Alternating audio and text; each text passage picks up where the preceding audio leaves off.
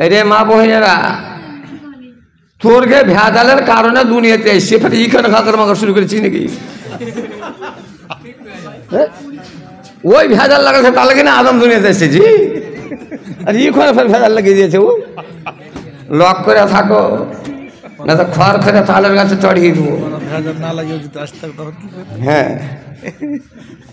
वो माँ बोनेरा খারাপ লিও না মা তোমরাকে শুনতে হবে আর মেয়ে ছেলে হলো নিয়ামত স্ত্রী হলো নিয়ামত আর পুরুষ হলো রহমত তো নিয়ামত থেকে রহমতের 99 ভাগ বড় আর স্ত্রী জাতি খুব ধৈর্যশীলা জাতি আমার মা বোনের মায়েরা বোনেরা এরকে পেট ভালো সোহাগ ভালো আদর ভালো দুধ ভালো কেমন কথা যত নবী হয়েছে এই যে মাদানি আছে আবুল কাসিম বিজলি আছে বাপের পেট থেকে হয়েছে কি মার পেট থেকে হয়েছে यार মানে আমার মার পেট ভালো মার দুধ ভালো ওই বুকের হাঁড়ি খায় মানুষ হইল সব এত মন্ত্রী এত সেনা এত নবী বলি 1 मिनट जरूरी है हमारे बीच मौलाना फजीलत शेख जनाब जलील मदनी साहब अभी जा रहे हैं हमारे इस बाकर टोला मस्जिद के लिए 50 बैग सीमेंट दिए शुक्रगुजार কতটি কলি রে কতটি কলি তুই কই হে দে আমাকে আমি দোয়া করব সাথী হয়ে তুই কই হে দে আমাকে আমি তো শুনবো না এটা শুন তোর কমি কিছু আছে কি কমি কিছু আছে 50 বড়া তুই কই দিতে পারলি তো আমার ইজ্জতের লাগা আর 10 বড়া বাড়াইতে পারলি না 60 বড়া করে দাও আলহামদুলিল্লাহ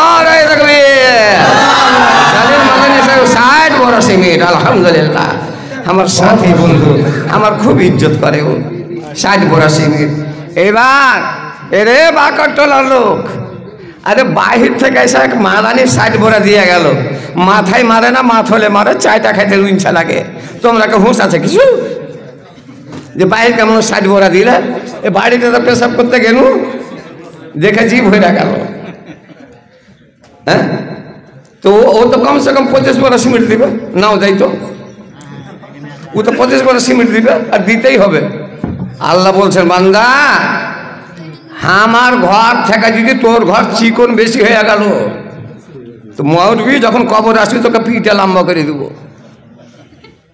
এটা আল্লাহ কইছে তোকে পিঠে লম্বা করে দিব যে আল্লাহর ঘর থেকে তোর সুদ নেওয়ালা ঘর কেন চিকন হইল আল্লাহর ঘর থেকে তোর ঘরটা বেশি দামি তাহলে বুঝলেন যে ঘরে বাস করবো তার থেকে 100 গুণ চিকন যেন আল্লাহর ঘর হয় তো ভাই ওয়াজ করিনি ওয়াজ করব দুবার জালসাতে আসতে পারিনি টাইম ছিল না এই আগে 1-2 মাস আগে যে জালসা হইল টাইম যেটা করা ছিল ভাগ্যকর্মে বর্ষা টর্ষা ইটালিয়া টাইমটা বেড়ে গেল তো যেটা টাইম করলো আমি বললাম যে 5 তারিখ আমার ফাঁকা আছে তাছাড়া ফাঁকা নাই তো দেখছি তা আরও বক্তা গেলা আছে ওয়ার্গের কাছে ফের মানে 7 তারিখ টাইম পেলে আমার 7 তারিখ ফাঁকা নাই আসতে পাওয়া গেল না আজও জালসা বোধহয় আসা হয়তো কিনা লেখা আছে আবদানা পৌঁছে দিলে আব্বানা আল্লাহ পৌঁছে দিয়েছে কারণ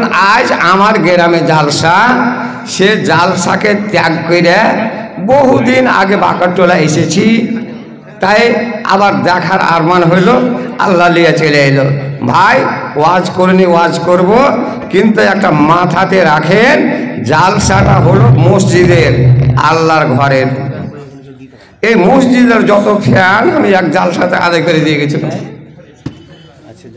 এই মসজিদের জালসা একটা খুশি মানান যে আমার সাথী আমার বন্ধু আমার ভাই আব্দুল জলিল মাদানি সাহেব 60 বড় সিমেন্ট দিয়ে গেছেন আলহামদুলিল্লাহ বুক হয়ে গেল আল্লাহ আমাকে খুব ভালো রেখেছে তা আমার মায়েরা বোনেরা তোমরাও মাথায় লাও তোমরাকে দিতে হবে কারণ মেয়ে ছেলের নেকি কম গুনাহ বেশি এটা হাদিসে লিখছে মেয়ে ছেলের নেকি কম গুনাহ বেশি কেমন নেকি কম মূল বিষয় মায়ের লোক নামাজ পড়ছে, মদ লোক পড়েছে, মদ লোক রোজা করছে, মায়ের লোক রোজা করছে। এমনকি রোজার দিনে আমার মা বহিনেরকে পুরুষ থেকে ডাবল নেকি আল্লাহ পাক খাতাতে লেখে। কেমন করে? এবার পুরুষ লোক তো রাখবে, আমার মায়েরটা পর ও ডাবল আমার থেকে নেকি পাবে। হ্যাঁ, দলিল মানতে হবে।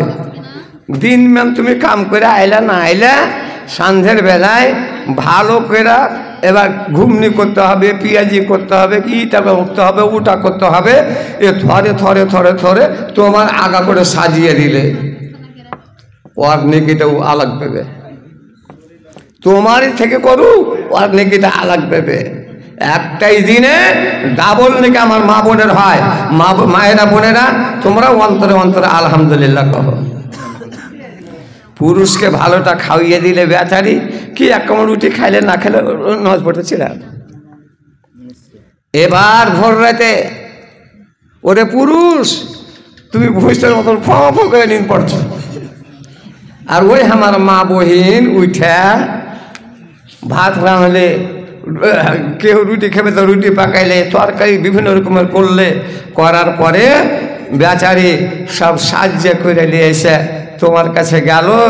আর যে কইছে হাজির নাজিরের বাপ, ভোর হয়ে গেল, 4:15 হয়ে গেল, উঠবে না, উঠো খাও, আজান দিয়ে দিবে। আদর করে উঠাইলে ও আর 1 ভাগের নেকি পেবে, 1 ভাগের নেকি পাবে। যদি কহ যে নেকি কেমন করে পাবে, ওরে মদদানা মশান একদিন তো উঠে আইনটা দেখা, তুই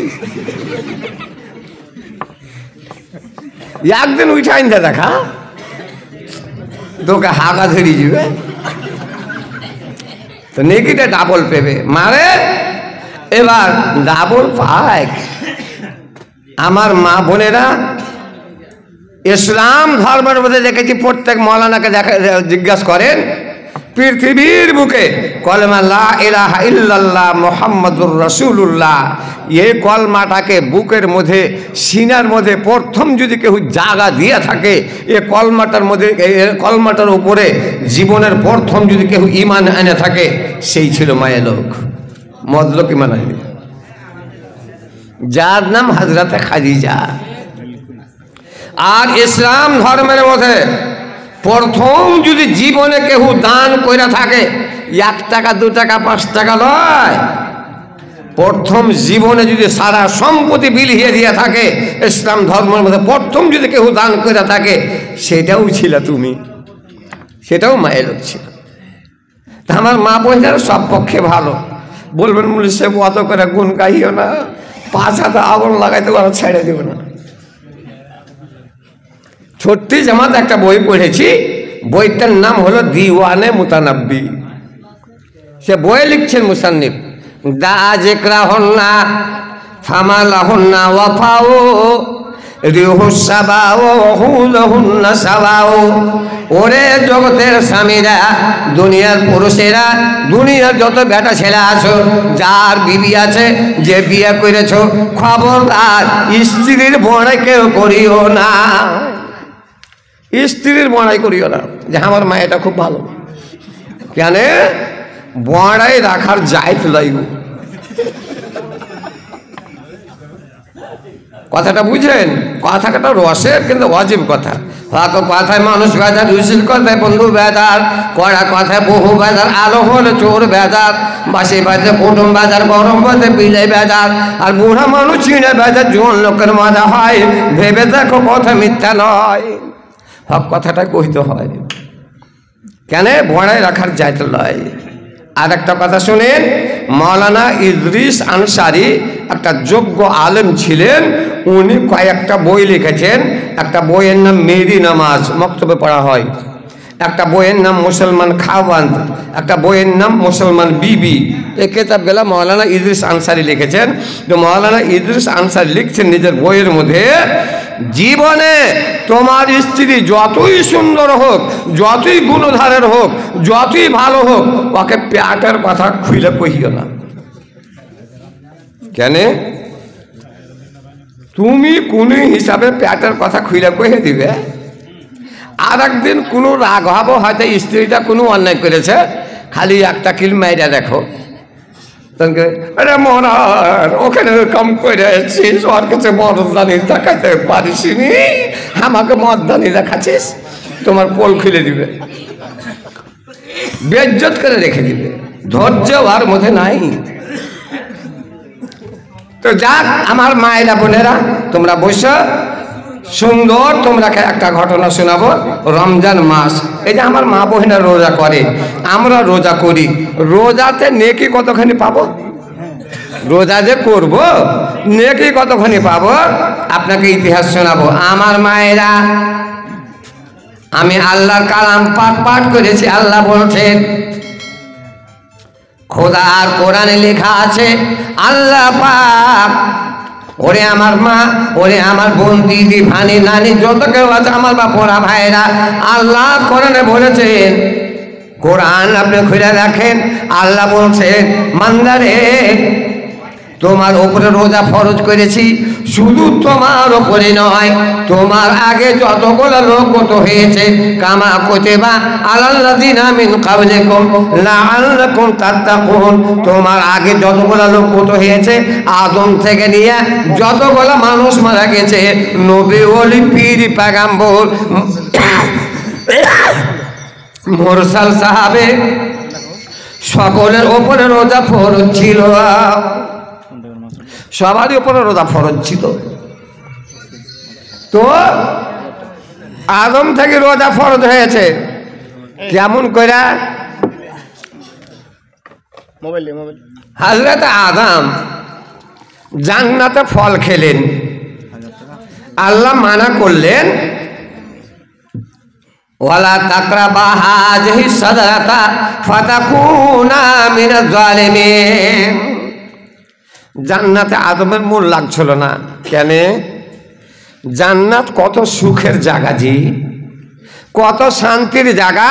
তিরমিজি শরীফের একটা হাদিসে পড়েছি, প্রত্যেক মওলানাও জানেন, আল্লাহর নবী যেমন আপনারা বসে ওয়াজ শুনছেন, এরকম সাহাবীদেরকে সামনে ওয়াজ করছেন, তো নবী বলছেন কি, ফিল জান্নাতে ফুরুশুম মারফুয়া কালু আমা ইত্তাফাউহা ইয়া রাসূলুল্লাহ, قال النبي صلى الله عليه وسلم লাকুমা বাইনাস সামাই ওয়াল আরজি।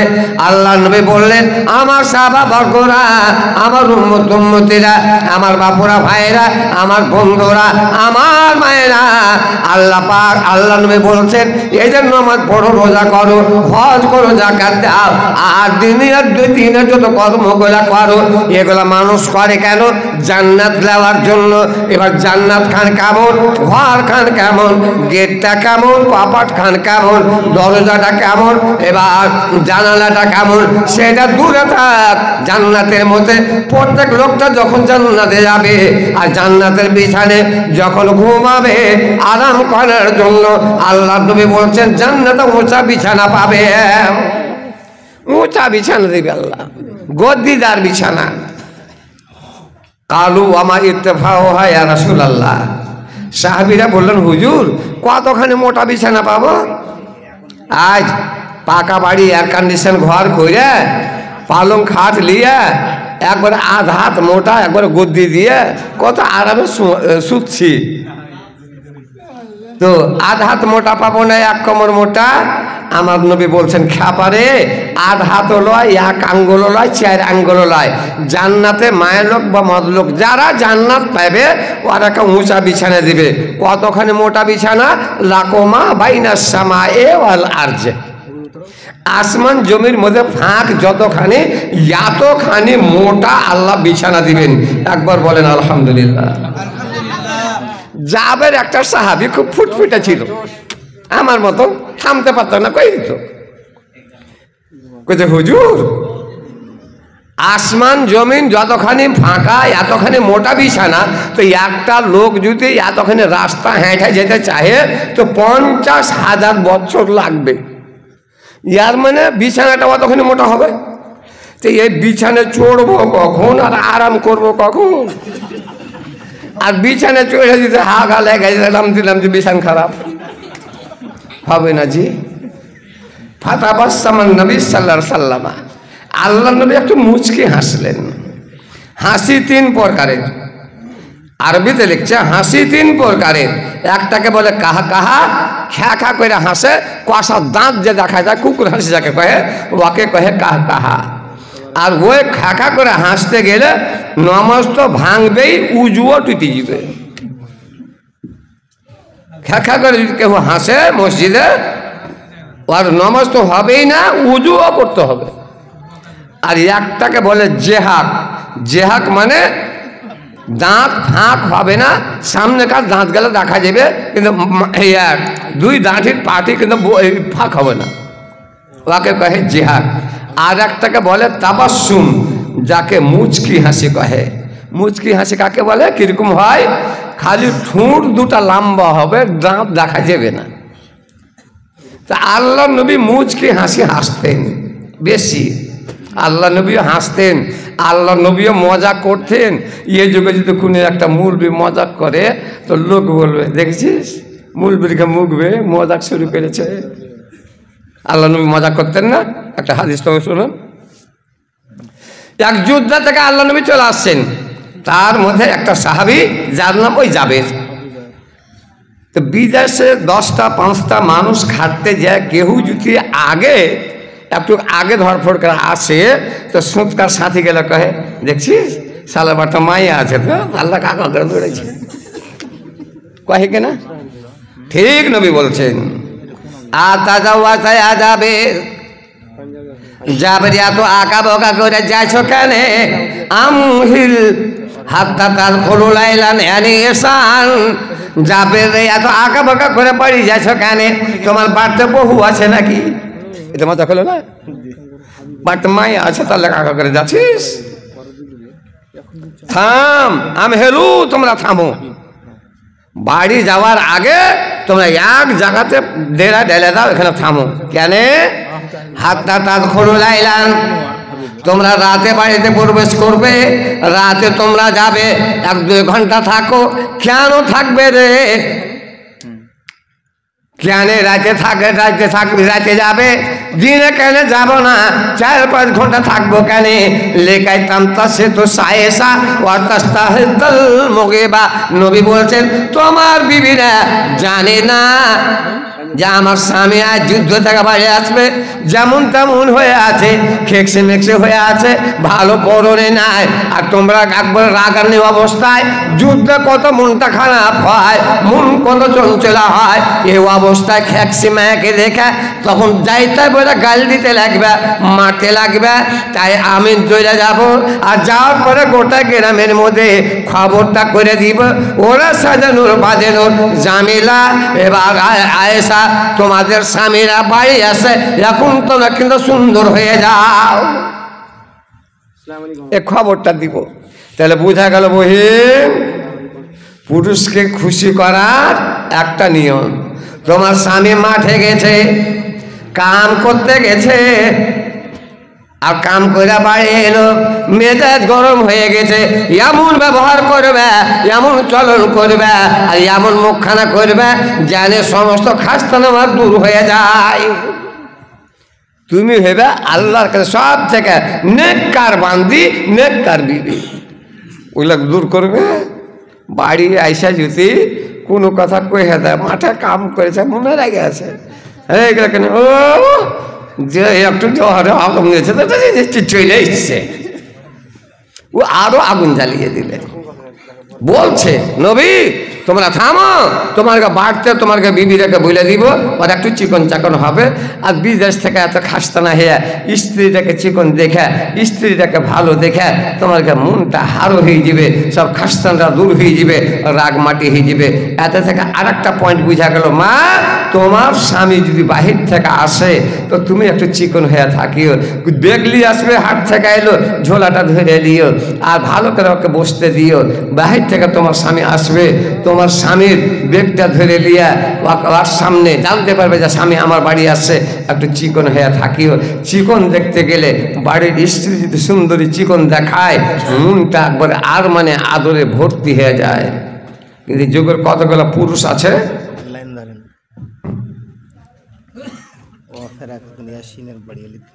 ওয়াফেরা খাতুন নামটা পছন্দ, আর 200 টাকা জুটেনি। ওয়াফেরা খাতুন 300 টাকা দিয়েছে। যেরকম নাম যেরকম বাড়ি ওরকম ভিক দাও, আর না তো নাম বাড়ি ভেঙে ছোট করে এলাম। আল্লাহ পাক গাজালের আর শায়েরের আমাকে পুঁটলি করেছে। গোটটাই ওয়াজখানটাকে যদি চাই যে আমি শায়েরিতে মিলিয়ে করবো, বাড়ি থেকে আইনু কোনটা ঢুকনু কি করনু সব শায়েরিতে শুনতে পারবো। अच्छा हर बड़ो खाला जा है हर नानी लेगा 300 টাকা দিয়ে কে है और वाले दुआ করতে কইলে। अच्छा अभी 25-26 दिन হল ইন্তেকাল হয়। अच्छा আমার এ বাবুর বড় খালা 300 টাকা দিয়েছে। কার নামে? মার নামে, অর্থাৎ নিজের মার নামে। আর যে 300 টাকা অফরে না কি কহিলে ওয়াফেরা খাতুন 300 টাকা। আর আমার মাওলানা আব্দুল জালিল সাহেব 60 বড়া সিংহ একটু দুয়াটা দিন।